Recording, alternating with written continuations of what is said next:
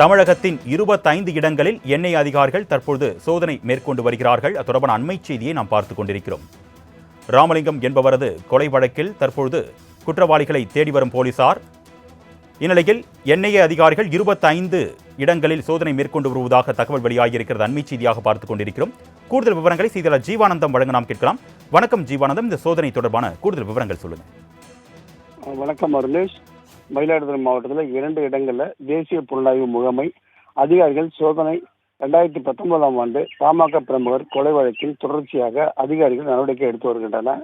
இதனைத் தொடர்ந்து தஞ்சை மாவட்டம் திருபுவனத்தைச் சேர்ந்த பாமக முன்னாள் நகர செயலாளர் ராமலிங்கம் என்பவர் கடந்த 2019ஆம் ஆண்டு பிப்ரவரி மாதம் வெட்டி படுகொலை செய்யப்பட்டார்.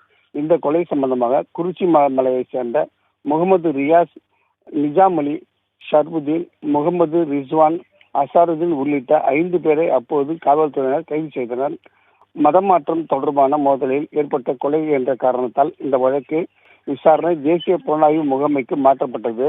இந்த நிலையில இந்த வழக்கு தொடர்பாக மயிலாடுதுறை மாவட்டத்தில் வடகரையில் பாப்புலர் ஃப்ரண்ட் ஆஃப் இந்தியாவின் மாவட்ட செயலாளர் நவாஸ்கான் மற்றும் தேரனந்தூர் பெருமாள் கோவில் சென்னை தெருவில் உள்ள பாப்புலர் ஃப்ரண்ட் ஆஃப் இந்தியா அமைப்பின் மாவட்ட தலைவர் ஃபைசல் ஆகியோர் வீடுகளில் காலை முதல் சென்னையிலிருந்து வந்த தேசிய புலனாய்வு முகமை அதிகாரிகள் தீவிர சோதனையில் ஈடுபட்டு வருகின்றனர்.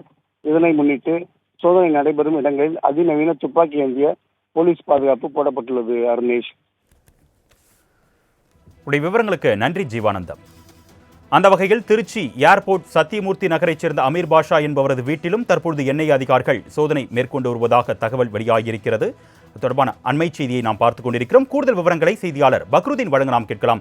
வணக்கம் பக்ருதீன், திருச்சியை பொறுத்த வரைக்கும் எத்தனை இடங்களில் இந்த சோதனையானது நடைபெற்று வருது? கூடுதல் விவரங்கள். அருணேஷ், அதாவது திருச்சி மாவட்டத்தை பொறுத்தவரை மாநகர் பகுதியில் 2 இடங்களில் தற்போது இந்த சோதனை என்பது நடைபெற்று வருவது. மாநகர் மற்றும் புறநகர் பகுதிகள், ஏர்போர்ட் மற்றும் மாலவந்தான் கோட்டை பகுதியில் நடைபெற்று வருகிறது. ஏற்கனவே அதாவது பாப்புலர் ஃப்ரண்ட் ஆஃப் அமைப்பு ஏற்கனவே தடை செய்யப்பட்டிருக்கிறது. அந்த வகையில் பாப்புலர் ஃப்ரண்ட் ஆஃப் அமைப்பில் திருச்சி கோட்ட தலைவராக இருந்த அமீர் பாஷா திருச்சி ஜே.கே. நகரில் தனது தந்தை ஆசாத் என்பவர் வீட்டில் வசித்து வந்தார்.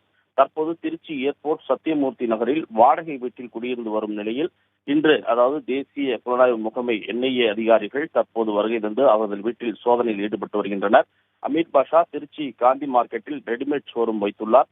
தொடர்ந்து அவர் செல்போன்களை ஆய்வு செய்து வந்த உளவுத்துறை மற்றும் என்ஐஏ அதிகாரிகள் இன்றைய தினம் அவரது வீட்டில் சோதனையில் ஈடுபட்டுள்ளனர் என்று கூறப்படுகிறது. இதேபோன்று திருச்சி வாழவாந்தான் கோட்டையைச் சேர்ந்த முன்னாள் பாப்புலர் ஃப்ரண்ட் ஆஃப் பொறுப்பாளராக இருந்த சித்திக் என்பவரது வீட்டிலும் தற்போது என்ஐஏ அதிகாரிகள் சோதனை நடைபெற்று வருகின்றனர்.